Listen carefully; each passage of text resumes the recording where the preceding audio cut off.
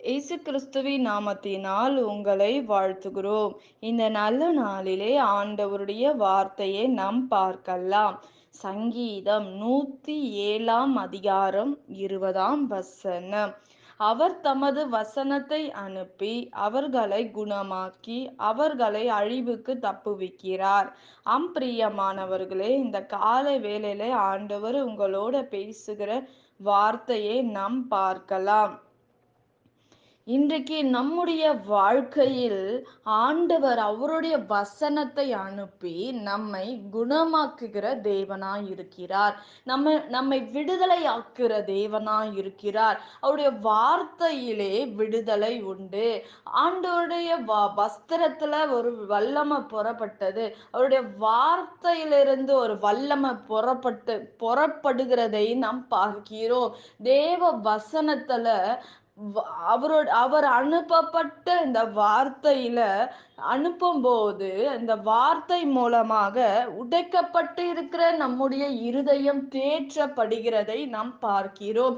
அந்த வார்த்தை நிமித்தமாக ஆண்டவர் ஒருவன் பாவம் செய்துவிட்டு தேவ சமூகத்தில் வரும்போது இந்த வார்த்தை அவனுடைய இருதயத்துக்கு நேராக கடந்து போகும்போது அவன் மனம் திரும்புகிறான். அவன் இருதயம் நொறுக்கப்படுகிறது என்பதையும் நாம் வேதத்தில் பார்க்கிறோம். பிரியமானவர்களே, ஆண்டவருடைய வார்த்தை வானம் பூமி ஒழிந்தாலும் என் வார்த்தை மாறாது என்று சொல்லுகிறதையும் நாம் பார்க்கிறோம்.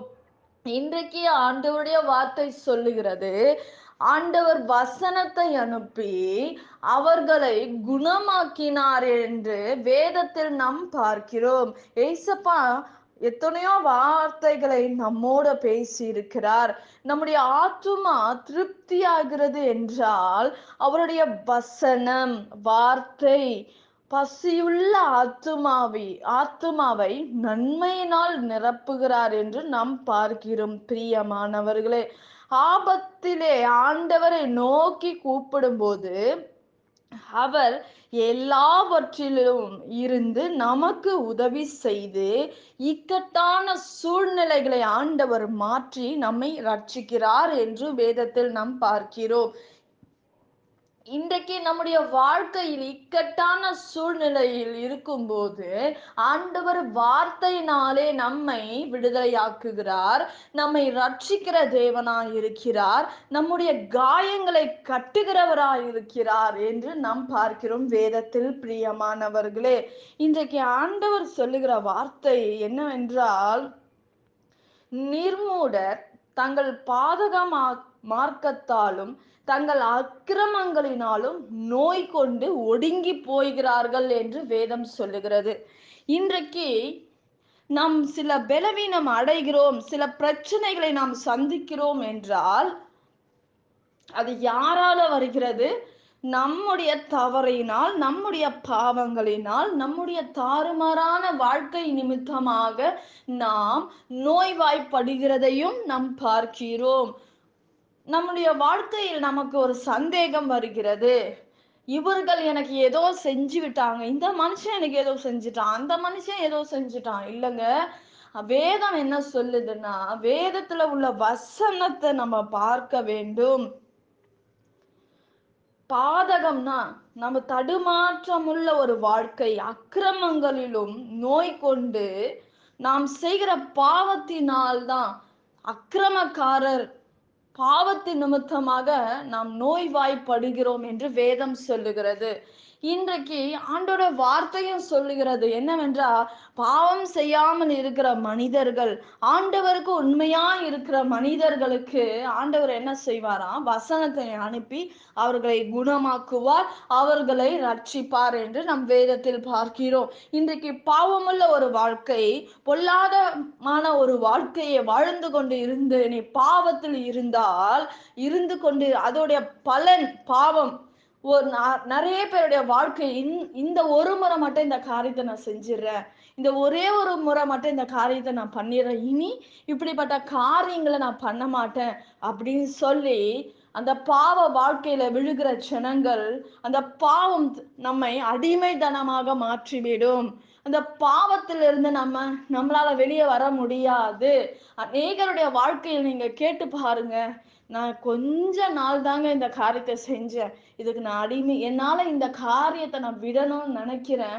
அதனால என்னால முடியல அப்படின்னு சொல்லுவாங்க. இன்னைக்கு நான் இந்த காரியத்தை செய்யக்கூடாது என்று நான் ஆண்டவர்கிட்ட சொன்னேன். ஆனா நான் இந்த காரியத்தை செய்யறேன். இரவானா நான் இந்த காரியத்தை செய்யறேன். இந்த இடத்துக்கு என் கால் போகுது. இந்த இடத்துக்கு என் கை போகுது. இந்த காரியத்தை நான் துணிகரமா செய்யறேன் என்று சொல்லுகிறவர்கள் ஏராளம். அந்த பாவம் அவர்களை என்ன செய்யாதான் விடாது.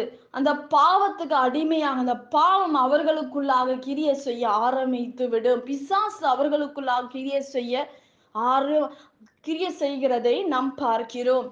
ஆனால் வேதத்தில் நாம் பார்க்கிற வண்ணமாக வேதம் என்ன சொல்லுகிறது? ஆண்டவர் வசனத்தை அனுப்பி அவர்களை நான் என்ன செய்வேன்? குணமாக்குவேன், விடுதலையாக்குவேன், ரட்சிப்பேன் என்று வேதம் சொல்லுகிறது. இன்றைக்கு நம்முடைய வாழ்க்கையில் இந்த வேதத்தின்படி நாம் வாழ்ந்தால்தான் நாம் இந்த உலகத்தில் இருக்கிற காரியத்தை ஜெயிக்க முடியும். ஆண்டவருடைய வார்த்தை ஆண்டவருக்கு கீழ்ப்படியணும். அந்த வார்த்தைக்கு கீழ்ப்படுகிறவன் எவனோ அவன் பாக்கியவான். அவர்களுக்கு ஆண்டவர் குணமாக்குற வல்லமை கடந்து வரும். ஆண்டவர் வார்த்தை கடந்து வரும். அவர்கள் விடுதலை ஆவார்கள், சுகம் அடைவார்கள் என்று வேதம் சொல்லுகிறது. இன்றைக்கு நம்முடைய வாழ்க்கையிலும் இப்படிப்பட்ட காரியங்கள் செய்ய வேண்டும். ஆண்டோட வார்த்தைக்கு கீழ்ப்படிய வேண்டும். முதலாவது கீழ்ப்படிதல் முக்கியம். நம்முடைய வாழ்க்கையில் ஆண்டவருக்கு கீழ்ப்படிய வேண்டும். வேத வசனத்துக்கு கீழ்ப்படிய வேண்டும். இப்படிப்பட்ட காரியங்கள் நம்முடைய வாழ்க்கையில் நிச்சயமாக வர வேண்டும். இன்றைக்கு உலக காரியத்துக்கு நீ ஓடிக்கொண்டு இருக்கலாம். உலக மக்களோட உலகத்துக்கும் உங்களுக்கும் ஒரு வித்தியாசம் உண்டு. வேதம் சொல்லுகிறது, உங்களுக்குள் இருக்கிறவர், இந்த உலகத்தில் இருக்கிறவரும் உங்களுக்குள் இருக்கிறவர் பெரியவர் என்று வேதம் சொல்லுகிறது. இன்றைக்கு நீங்கள் ஆண்டவருக்கு கீழ்ப்படிய வேண்டும். நீங்க கீழ்ப்படியும் போது இந்த வார்த்தை உங்கள் வாழ்க்கையில் கிரிய செய்யும்.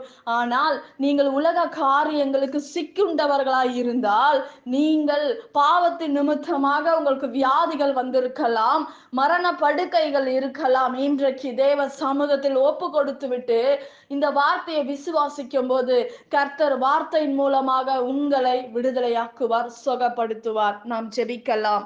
பரலோகத்தில் வாசமாய் இருக்கிற அன்பின் பிதாவே, உங்க நாம மகிமைப்படுவதாக, உங்க ராஜ்யம் வருவதாக. ஆண்டவரே, நீர் எங்கள் மத்தியில இறங்கி பெரிய காரியங்களை செய்து முடிப்பீராக.